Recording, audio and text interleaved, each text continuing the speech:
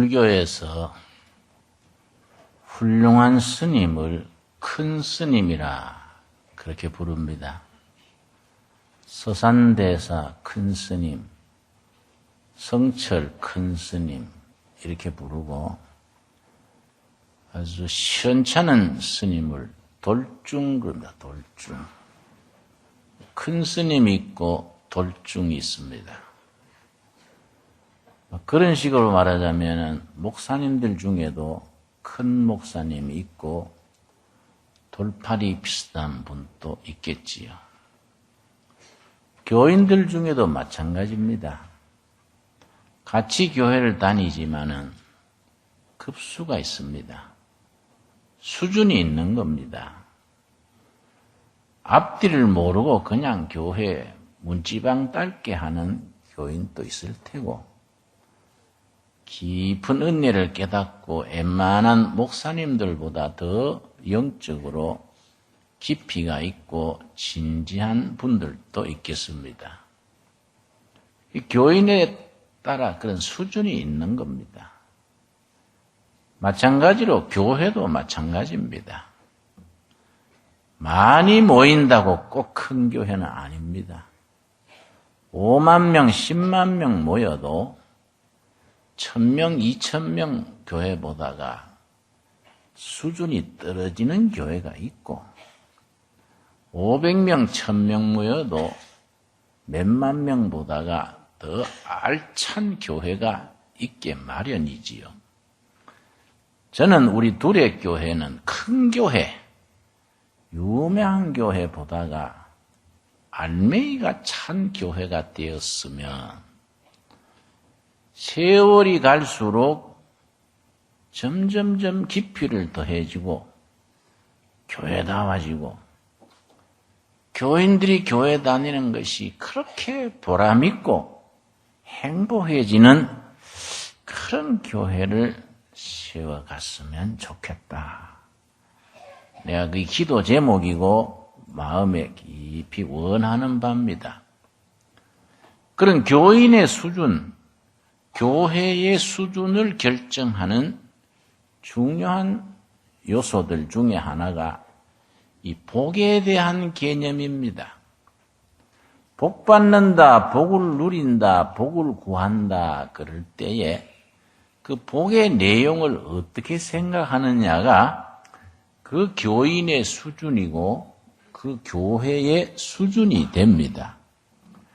또 워낙 우리나라 사람들은 복에 한이 진 사람들이라 이 결혼할 때 혼수감 해가는 거 보면 이부자리고 벽에 모서리고 숟가락이고 밥상이고 뭐 복자가 수놓여지지 않는 자리가 없습니다.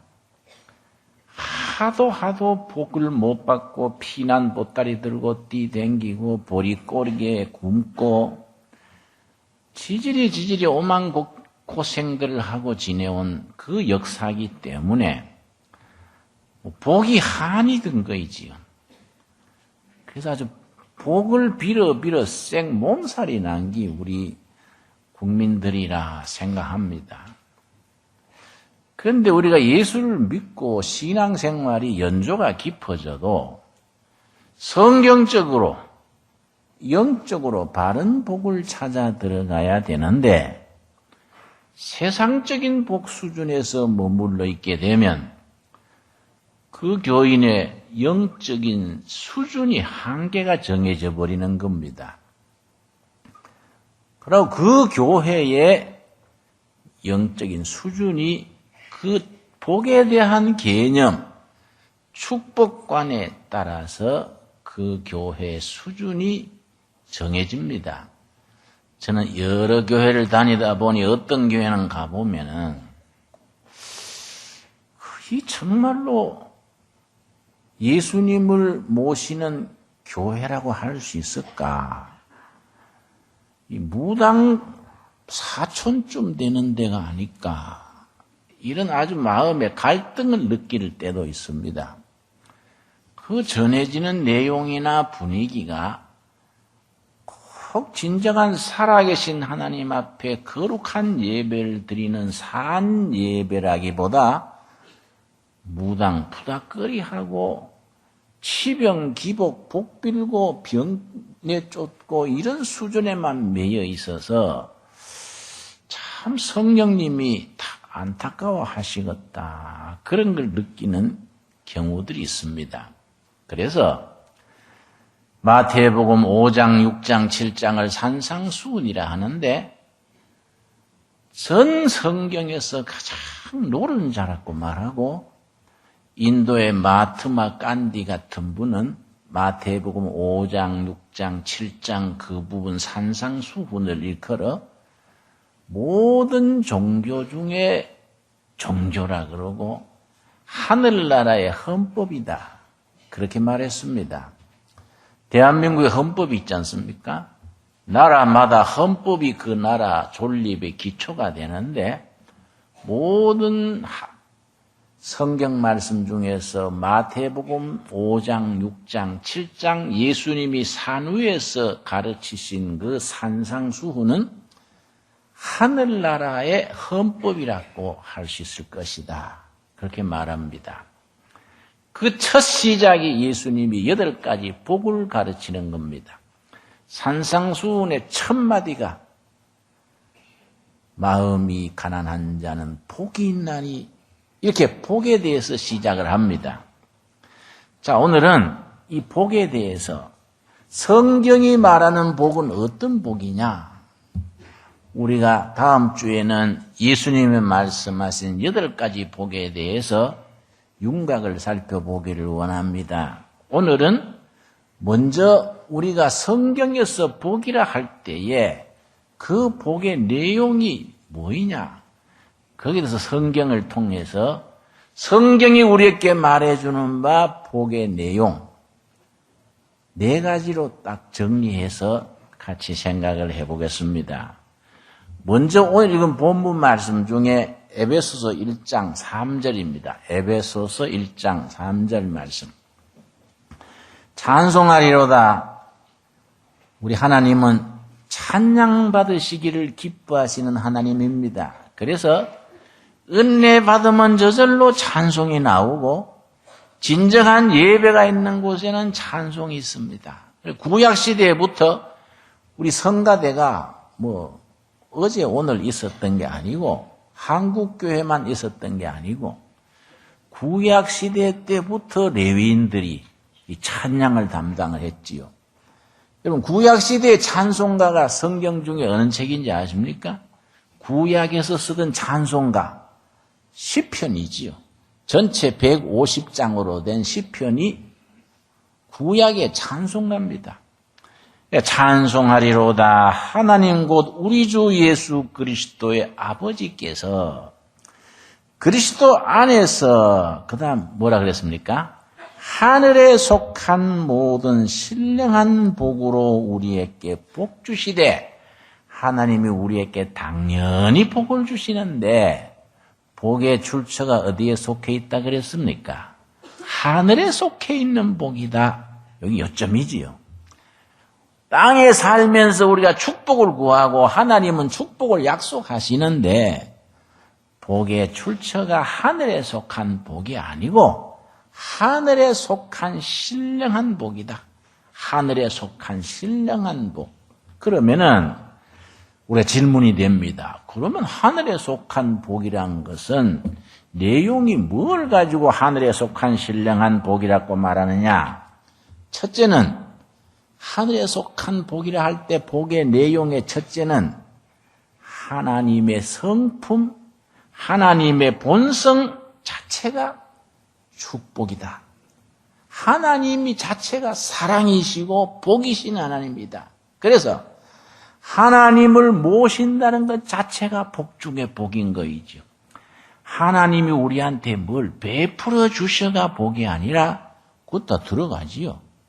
하나님을 모시는 것 자체가 우리에게 축복이 되는 겁니다. 디모데전서 1장 11절 한번 찾아보겠습니다. 디모데전서 1장 11절에 보면은 하나님의 본성 자체가 복되신 하나님이신 것에 대해서 일러줍니다. 그래서 우리가 하나님의 이름을 부르고 하나님을 찬양하고 하나님을 집에 모시고 섬기는 자체가 축복입니다. 디모데전서 1장 11절입니다. 11절 말씀. 신약성경 336페이지입니다. 여러분이 평소에 사회생활에 바빠서 성경 잘 찾는 시간이 없는 줄 알고 디모데전서 이러면 한참 헤매기 때문에 내가 페이지를 일러드립니다. 336페이지. 또 구약 쪽이 아니고 신약의 336페이지. 예. 제가 위에서 보면 보여요. 디모데전서 가는데 창세기부터 내려오니 설교 마칠 때나 가야 도달하게 되지요. 그러니까 신약 성경 336페이지. 초신자 때는 어쩔 수 없는 겁니다. 부지런히 찾고 따라오다 보면은 익숙해집니다. 디모데전서 1장 11절 말씀 우리 한번 같이 읽겠습니다. 이 교훈은 내게 맡기신 바 복되신 하나님의 영광의 복음을 쫓으매니라. 어떤 하나님이라고요? 복되신 하나님. 복되신 하나님. 같은 말이 6장 15절입니다. 디모데전서 6장 15절 말씀에 하나님 자신이 복입니다. 복되신 하나님. 디모데전서 6장 15절 말씀. 기약이 이르면 하나님이 그의 나타나심을 보이시리니. 하나님은 어떠십니까? 복되시고 하나님 자신이 복되시고 홀로 한 분이신 능하신 자이며 만왕의 왕이시며 만주의 주시오. 여러분, 하나님 자신이 복되신 것에 대해서 이해하시기를 바랍니다. 그래서 우리 종교 철학에서는요, 모든 종교, 모든 철학, 동양 종교, 서양 종교, 동양 철학, 서양 철학 할 것 없이 모든 종교, 모든 철학이 추구하는 바 최고의 목표가 한 가지입니다. 내가 이제 대학교 때 종교 철학을 전공을 했기 때문에 하는 얘기입니다. 그때 공부한 게인데요. 모든 종교, 모든 철학이 추구하는 최종의 목표, 신과 인간이 하나 되는 것. 이걸 신인합일을 그럽니다. 신인합일. 성경식으로 말하면은 요한복음 15장에 있듯이 하나님이 내 안에, 내가 하나님 안에, 복되신 하나님을 내가 모신다는 것 자체가 행복이고 인간이 누리는 최고의 경지라는 겁니다. 옛날 중세 시대에는 그걸 철학용어로 아타락시아. 인간이 하나님과 내가 하나 되는 그 만남, 그 자체가 최고의 행복, 최고의 기쁨, 최고의 감격이라는 거지요. 여러분, 이거는요, 체험해본 사람들은 얼른 압니다. 체험해보면 압니다. 세상에 기쁜 일도 있고 즐거운 일도 있고 행복한 일도 있는데 하나님이 내 심령에 임했을 때 느끼는 그 감격, 그 기쁨, 그 행복은요, 비교할 수가 없어요. 인간이 누리는 최고의 행복, 최고의 감격, 최고의 기쁨이 이 부족한 내 몸에 복되신 하나님이 임하셨을 때 최고의 기쁨입니다. 여러분, 그 복되신 하나님이 여러분의 삶의 현장의 가정에 임하는 축복을 누리게 될 수 있게 되기를 바랍니다. 네. 두 번째 복이라는 건 뭐냐? 두 번째, 구약 성경에는 복을 뭐라고 했냐면 우리 영어에는 뭔지 알아보세요. 영어의 축복이 blessing입니다. blessing. 그런 단어 들으셨지요? blessing. blessing이 축복이란 말인데 이 blessing이란 복이 구약에서 무슨 뜻으로 쓰였느냐? 짐승을 잡아서 피로 제사 드리는 것. 피가 브라드지요. 거기서 나와요. blessing. 짐승을 잡아서 피로 제사 드리는 단어에서 축복이란 말이 나왔고 피 흘려 바치는 것이 축복이에요. 그리고 자기 목숨을 다해서 피 흘려 하나님께 바쳐지는 것을 축복이라고 한 겁니다. 내 모든 것, 내 삶 자체를 희생하고 헌신하고 피 흘려서까지 하나님께 바치는 것이 브레싱이라. 그런데 우리는 뭘 거꾸로 생각합니까? 뭘 받는 걸 축복으로 생각하지요. 뭘 받아야 되고 뭘 받아야 되고 저 사람 예수 믿어 복 받아 부자 돼서. 물론 하나님께서 재물에 축복하십니다. 아브라함도 재물에 축복하셨고 이삭도 거부가 되게 하셨고 야곱도 큰 양떼를 거느리게 하시고 하나님이 축복하시지요. 그러나 축복의 근본은 내게 가장 소중한 것을 희생하고 피 흘려 바치는 그 자체가 축복이 돼서 브레싱인 겁니다. 여러분, 아무도 안 바치고 맨입에 축복 주시옵소서 그러면 쉬운 말로 입에 춤도 안 바르고 축복 그러면은 민망하지 않습니까? 축복은 기본적으로 피 흘려서까지 바치는 데서 축복이 나왔다는 것. 이 로마서 12장 1절이 구체적으로 말씀합니다.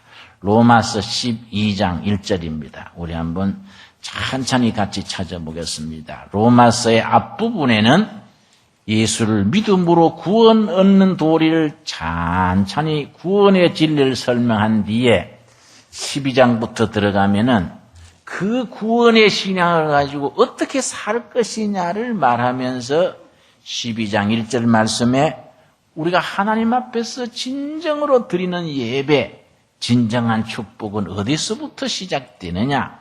로마서 12장 1절입니다.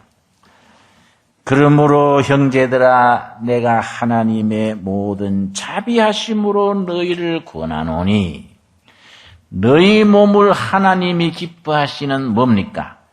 거룩한 살아있는 제물로 드려라. 살아있는 제물로. 원문의 뜻이 그렇습니다. 거룩한 살아있는 제물로 드려라. 이것이 너희의 드릴 영적인 예배니라. 참된 하나님께 드리는 살아있는 예배, 영적인 예배. 참 예배가 중요하거든요. 요즘 예배를 너무 소홀히 합니다.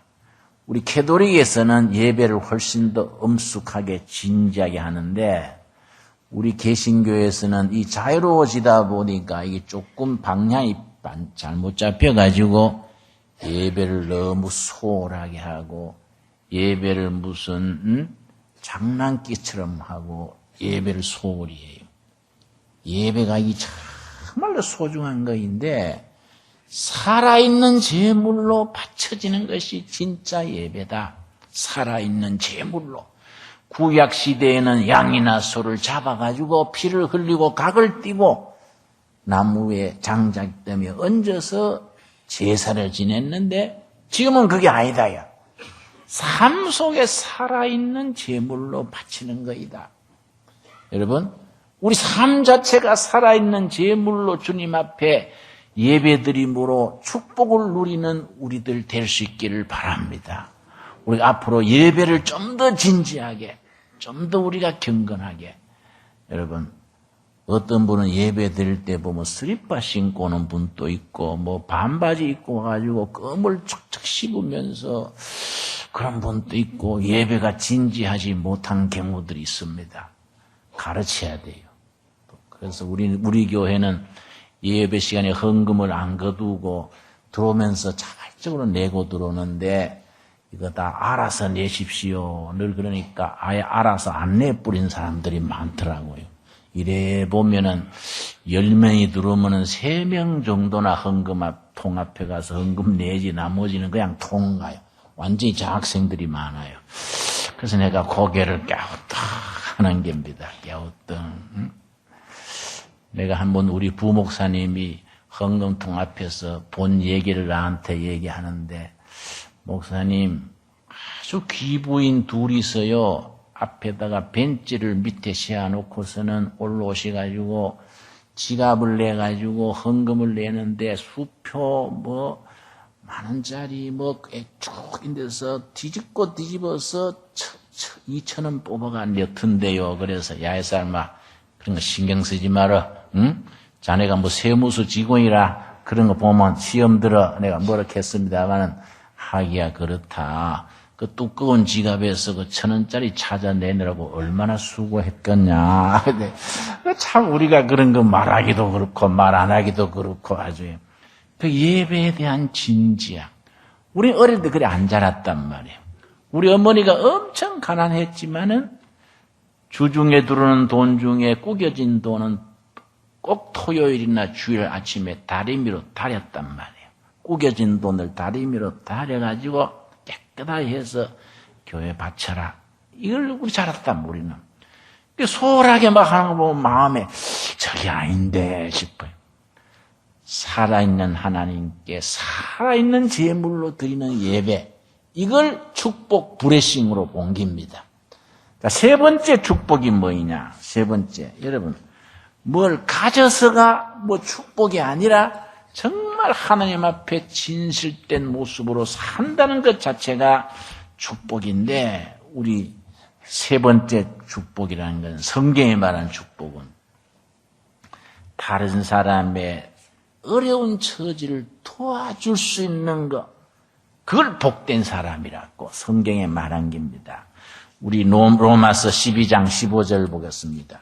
로마서 12장 14절 15절 말씀 보면은 어려움에 있는 사람, 핍박받는 사람, 환난 중에 있는 사람을 도와줄 수 있는 그걸 축복이라고 성경은 가르치는 겁니다. 로마서 12장 14절 내가 읽습니다. 너희를 핍박하는 자를 뭡니까? 축복하라. 축복하고 저주하지 말라. 즐거워하는 자들로 함께 즐거워하고 우는 자들로 함께 울라. 이걸 불교에서는 대자 대비하신 부처님 이렇게 설명합니다. 대자는 상대방이 기뻐할 때 같이 기뻐하는 겁니다. 대비는 상대방이 가슴 아파할 때 같이 끌어안고 가슴 아파하는 이 집대비지요. 대자 대비하신 부처님. 그런데 우리 성경에서는 이게 믿음 안에서 은혜가 자라면 자비의 열매, 같이 기뻐하고 같이 슬퍼하고, 이게 우리가 축복이지요. 어려움에 처한 형제 자매들과 고통을 함께 나누고 그 사람을 도울 수 있는 것, 많이 베풀고 도울 수 있는 것을 축복이라고 말하는 겁니다. 여러분, 그런 축복을 많이 누리게 되기를 바랍니다. 여러분, 그래서 이런 거는요, 생활의 실천이 돼야 돼요. 교회가 왜 안 도와주냐 뭐 이렇게 하기 전에 자기 삶에서 많이 베풀고 도우는 것이 생활화, 습관화, 체질이 되는 것, 이거의 축복이라고 성경에 가르쳐 주는 겁니다. 네 번째 축복이 있습니다. 진정한 축복. 이 성경에 말하는 축복 중에 아주 요점인데요. 사막 한가운데에서, 메마른 사막 한가운데 땅 밑에서 물이 솟아오르는 오아시스. 삭막한 세상 한가운데서 희망의 물이 솟아오르는 오아시스. 그걸 축복의 개념으로 성경은 말합니다. 세상은 힘들고 빡빡하고 강팍한 세상에서 우리 마음속에서 솟아오르는 기쁨이 있을 때, 이걸 정말 복받은 자라고 말하는 겁니다. 우리 요한복음 4장 한번 찾아보겠습니다. 요한복음 4장 14절 말씀 보면은 우리 주님께서 그 축복에 대해서 요한복음 4장 14절 말씀. 자, 예수님께서 우리 속에서 솟아오르는, 예수님으로부터 솟아올라서 우리 심령에 전해지는 그 생명수, 그 사막 한가운데 오아시스 물 같은 그 은혜 물에 대해서 예수님이 일러주시기를 요한복음 4장 14절입니다. 내가 주는 물을 먹는 자는 영원히 목마르지 아니하리니 나의 주는 물은 그 속에서, 같이 읽겠습니다. 영생하도록 솟아나는 샘물이 되리라. 여러분, 심령 속에서 영생하도록 솟아오르는 생명의 물이 흘러 넘치기를 바랍니다. 영생하도록 솟아나는 샘물 같은 은혜, 이게 축복이지요. 15절 말씀. 여자가 가로되 주여 이런 물을 내게 주사 목마르지도 않고 또 여기 물길러 오지도 않게 하옵소서. 그 수가성 우물가에 이름도 안 나오는 여인입니다. 요한복음 4장 알지요? 전 세계 상담 기술 중에 최고의 상담 기술, 모본이 요한복음 4장입니다. 상담학에서 교과서로 다룹니다. 예수님이 우물가에 이름도 안 나오는 여인을 만나가지고 잠시 대화하는 중에 완전히 그 여인을 새로운 사람으로 바꿔놓은 거이지. 최고의 상담가 예수님의 솜씨가 이 본문에 나타납니다. 그때 예수님이 우리 마음에서 솟아오르는 영생의 물, 그 물을 나에게도 주시옵소서. 우리 둘의 교회의 교회 목회 지침이 되는 부분이 이사야서 58장 11절 12절인데 바로 이사야서 58장 11절이 그 말씀이지요. 저는 우리 교회가 더도 말고 덜도 말고 이사야서 50장 11절 말씀의 은혜를 누리는 교회가 되기를 바라고 12장의 비전, 사명을 감당하는 교회가 되기를 늘 바라고 기도하고 있습니다. 이사야서 58장 11절 12절 대단히 중요한 말씀입니다, 여러분. 이사야 58장 11절 말씀 12절 이 두 구절은 아예 암송해버려야 됩니다. 저는 신학교 학생 때부터 이사야서 58장 12절은 한글 성경에서 영어 성경에서 아예 암송해버렸지요. 아주 이거는 참 꼭 씹어야 될 말씀입니다. 58장 11절 읽습니다. 나 여호와가 너를 항상 인도하여 마른 곳에서도 너 영혼을 만족해 하며 마른 곳, 사막 같은 메마른 곳에서도 우리 영혼을 만족해 하며 너 뼈를 경고케 하리니 너는 물된 동산 같겠고 그 다음 같이 읽겠습니다. 물이 끊어지지 않은 샘 같을 것이라. 삭막한 세상 한가운데 물이 마르지 않는 샘 같은 교회, 물이 끊어지지 않는 샘 같은 그런 교회, 그런 심령, 그런 축복이 우리 둘의 가족들, 여러분들 속에 임하기를 바랍니다. 여러분들이 12월 마지막 날 송구 영신 예배 때 각 가정이 기도 제목을 낸 거 있습니다. 내가 그걸 내 방에 여기다 두고 늘 수시로 읽으면서 기도를 하는데 참 우리 교회 성도님들 참 대단합니다. 밑바닥 새방에서 어려운 일터에서 그렇게 참 고생하면서도 열심히 주님 섬기고 믿음으로 이겨서 하는 거 보면요. 내가 얼마나 참 감사하고 얼마나 고마운지 여러분. 우리 교회 어려운 분들 참 많습니다. 불치병에 걸렸어도 희망을 잃지 않고 내가 한번 암 걸린 자매님 찾아갔더니 오른손을 늘 이렇게 쥐고 있더라고요. 내가 갈 때마다 악수를 왼손으로 하는 거예요. 그 내가 암 때문에 손이 어떻게 펴지 못하는가 해서 그 손은 그렇게 아파서 그렇습니까? 그랬더니 목사님 아닙니다. 요 손은 예수님을 잡고 있는 손이다. 이게. 몸에 통증이 오고 힘들어도 요 손은 항상 예수님을 딱 잡고 있기 때문에 예수님을 잡고 있는 손이기 때문에 목사님 또 왼손으로 악수한다는 거예요. 그러니까 그 통증 속에서도 예수님을 오른손에 잡고 늘 견디는 거예요. 그 속에서 마음의 평강을, 마음의 기쁨을 누리는 거예요.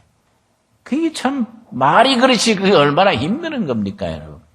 내가 은혜를 받아요, 내가. 이야, 참 훌륭한 신앙이다, 여러분.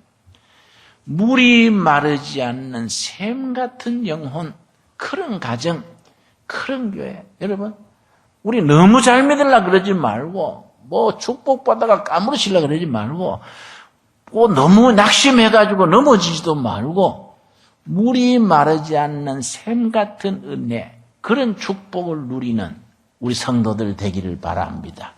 사막 한가운데 오아시스 같이 세상은 삭막하고 각박하지만은 불의 교회에 들어오면 훈훈하고 친정 온 것 같고 고향 온 것 같고 마음이 편안할 수 있게 되기를 바랍니다.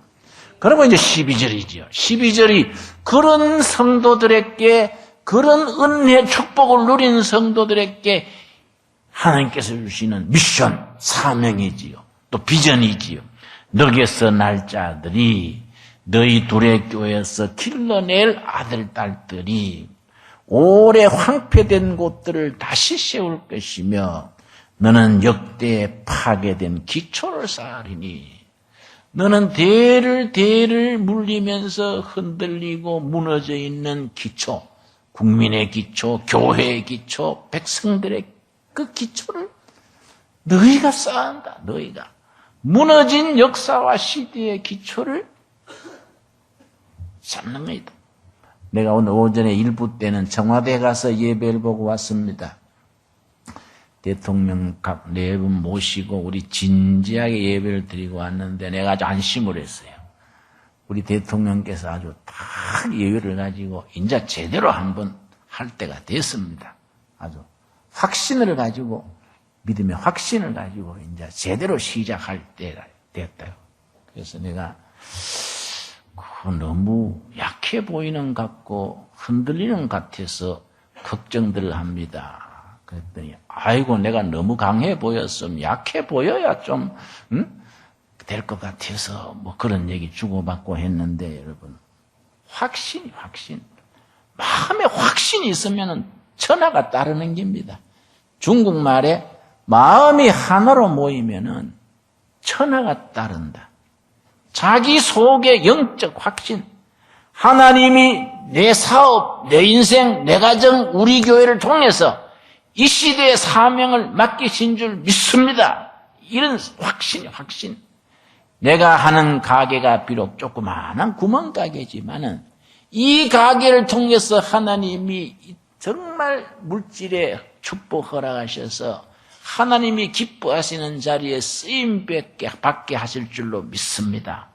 이런 마음의 확신이 있어야 돼요. 여러분 전혀 아멘 못하는 분들이 있네요. 난 아니다 싶습니까? 그러면 안 된다. 그러면 안 된다. 우리 마음의 위로부터 임하는 확신이요. 너게서 날짜들이 흔들리는 기초를 다시 쌓게 하겠다. 그리고 너한테는 뭘 해주느냐? 물이 마르지 않는 샘물같이 메마른 땅에 물된 동산같이 물이 마르지 않는 샘물 같은 축복을 주겠다. 사막 한가운데 물이 솟아오르는 오아시스 같은 축복을 너희들에게 허락하겠다.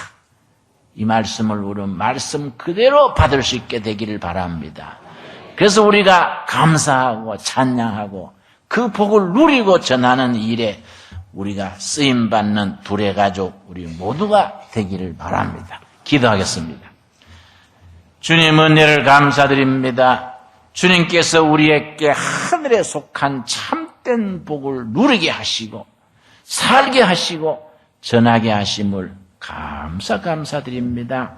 우리는 무슨 복을 받아서가 아니라 하나님 자신이 축복의 근원이신 줄 믿습니다. 하나님을 모시는 그 축복을 찬양하는 축복을 누리며 감사하게 하여 주시옵소서. 여 아버지 내 삶 속에서 목숨까지 재물이나 재능이나 젊음이나 다 바침으로써 누리는 축복을 우리가 허락하여 주시옵소서. 내가 뭘 가져서가 아니라 하나님 모시고 사는 삶 자체가 축복이라는 것을 깨닫게 하여 주시옵소서. 우리가 내 자신이 많이 가지고 많이 누리는 소인의 복이 아니라 많은 사람에게 베풀 수 있는 복을 허락하여 주시옵소서. 여 아버지 기도드리옵나니 항막한 세상에 사막 한가운데 같은 오아시스처럼 생명의 물이 기쁨의 감사의 역사가 넘쳐 흐르는 누리는 복을 허락하여 주시옵소서. 물이 끊어지지 마르지 않는 샘 같은 축복을 내 심령에, 우리 가정에, 우리 성전에 허락하여 주실 줄 믿습니다. 그 축복으로 하나님께 영광 돌리게 하여 주시옵시고 날마다 삶이 살아있는 제물로 바쳐져서 할렐루야 아버지께 영광 돌리게 이끌어 주시옵소서. 예수님 이름 받들어 기도드려 사옵나이다. 아멘.